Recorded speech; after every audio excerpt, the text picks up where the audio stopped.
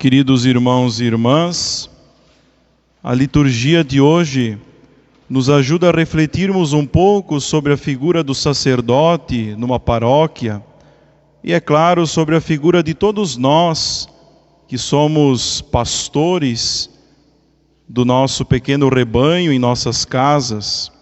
Em primeiro lugar, nós vemos a história do povo que é liberto do Egito, da escravidão do Egito, com o auxílio de Moisés, como enviado de Deus para libertar este povo. Mas ao longo dessa caminhada no deserto, alguns homens são enviados para verem o que há nesta terra prometida, se de fato eles conseguirão chegar na terra onde corre leite e mel. E esses homens vão antes do povo até a terra prometida e constatam lá que existem homens fortíssimos, existem gigantes que podem impedir com que o povo de Deus conquiste a terra prometida. Resumidamente, é esta a passagem que nós ouvimos na primeira leitura. E o povo, ao saber disso, começa a chorar, começa a murmurar, começa a reclamar. Ao invés de tomarem uma postura firme, uma postura de fé em Deus, na providência de Deus, eles começam a resmungar. E Deus toma as suas devidas providências por conta disso. Mas nós vemos aqui, meus irmãos, um ponto importante para atualizarmos na nossa vida, no nosso dia a dia. Muitas vezes, nós constatamos pessoas fortíssimas, gigantes pelo mundo afora, que querem até mesmo nos devorar, que querem mostrar para nós que nós somos impotentes, incapazes, que nós somos fracos demais para fazer alguma coisa. O próprio padre muitas vezes sente isso, que muitas vezes ele é impotente, não tem tanta força assim para anunciar a palavra, para ser um bom pregador, para celebrar a Eucaristia. O padre se considera indigno também de celebrar um mistério tão grande e profundo que nós muitas vezes nem sabemos o quão grande é este mistério. São os gigantes, são as coisas grandes, as coisas sagradas também, que são grandes demais para uma pessoa tão pequena, uma pessoa tão simples.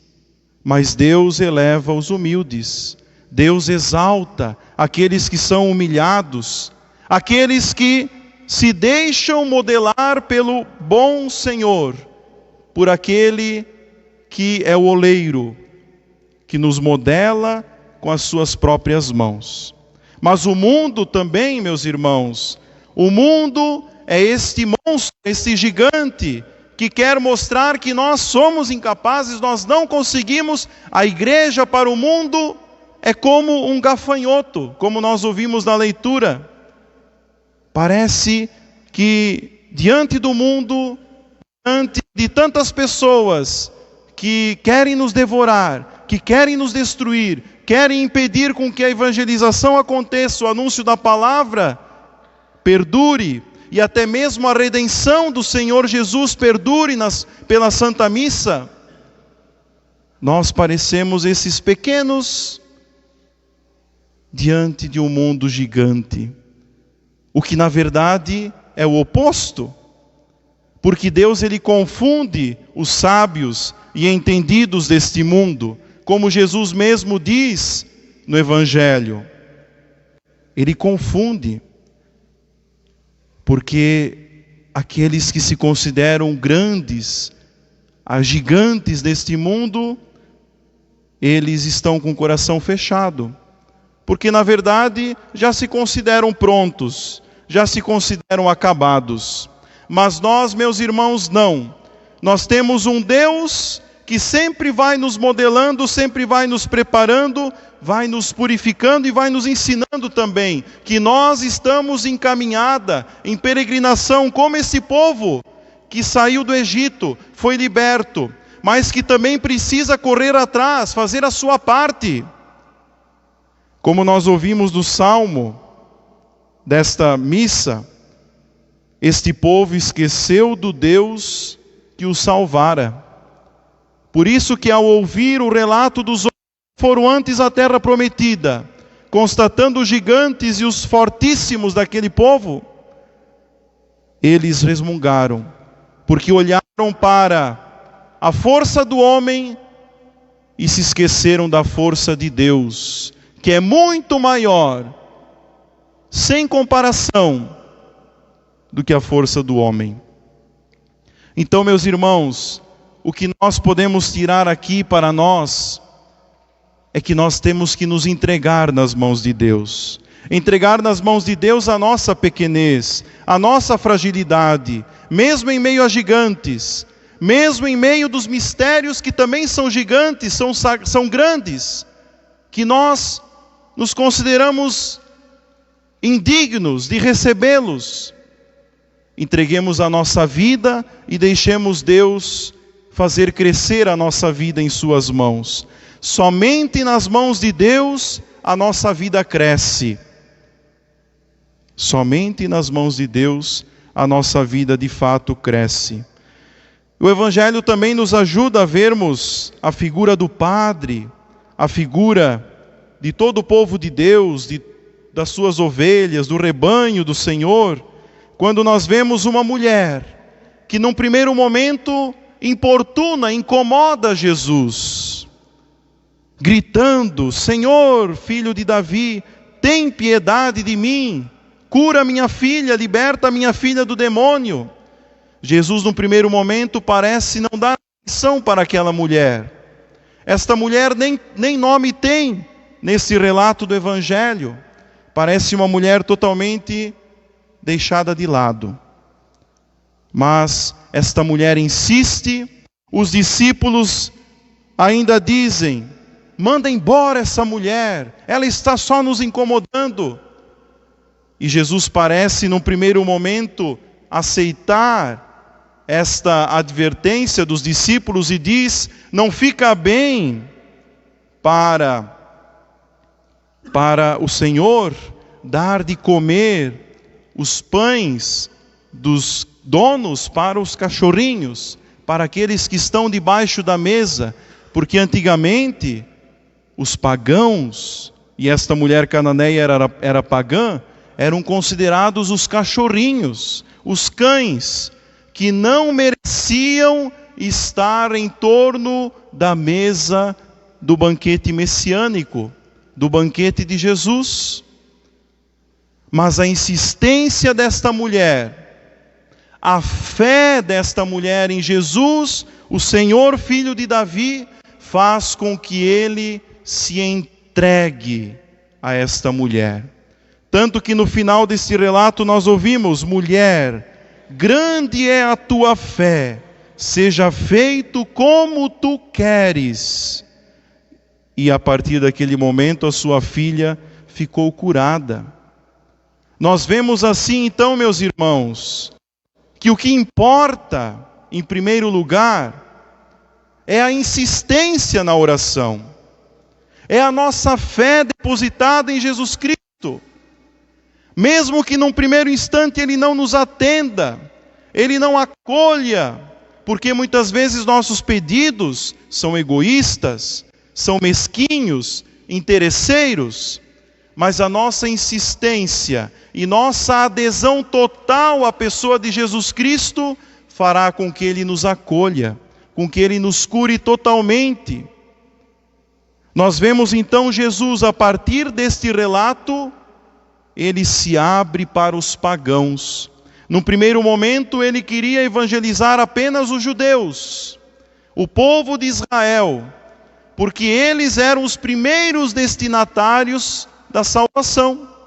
Mas como nós vamos ver ao longo da vida de Jesus, eles não acolheram a Jesus Cristo. Os judeus não aderiram ao projeto de Jesus Cristo. Por isso Jesus vai até os pagãos, considerados cachorrinhos, que comiam apenas as migalhas que sobravam dos judeus. Jesus, ele se abre para os pagãos.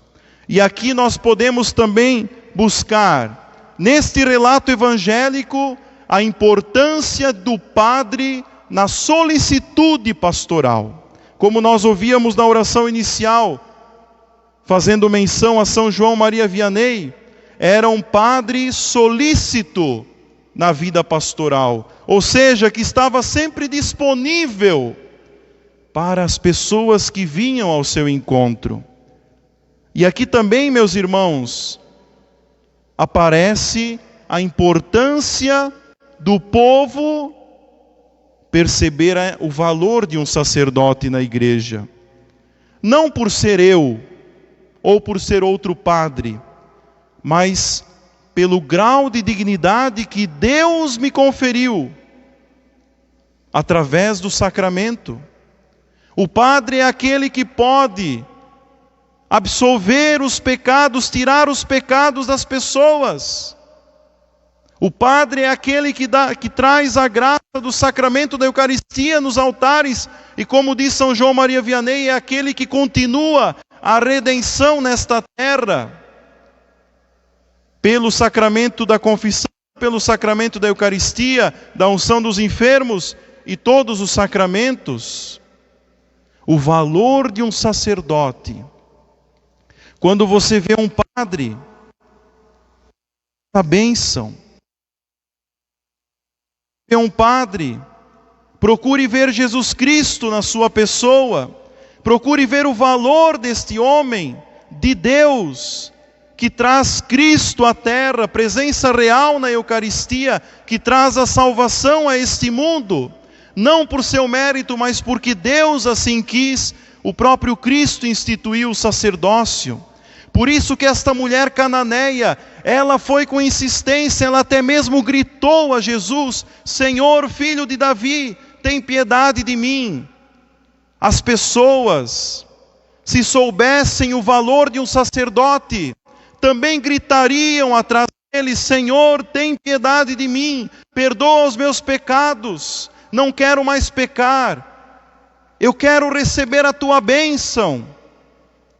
Percebam o valor de um sacerdote. São João Maria Vianney até mesmo diz que o padre só saberá o valor que ele é e que ele tem no céu.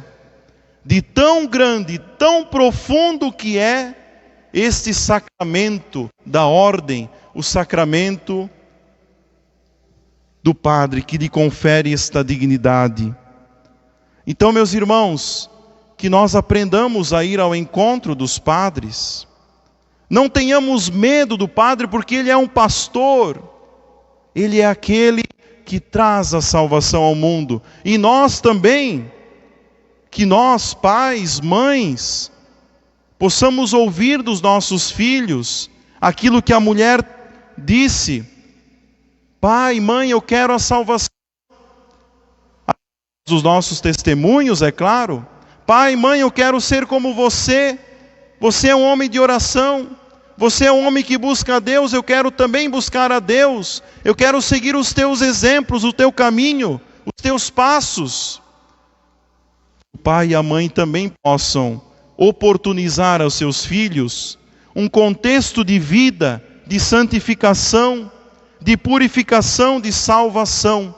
Que nós não tenhamos medo do mundo que mostra gigantes, monstruosidades, mas que nós tenhamos a firme certeza de que existe um gigante muito maior do que este mundo, que nos governa, que cuida de nós, que é o bom pastor, que é nosso Senhor Jesus Cristo. Louvado seja o nosso Senhor Jesus Cristo.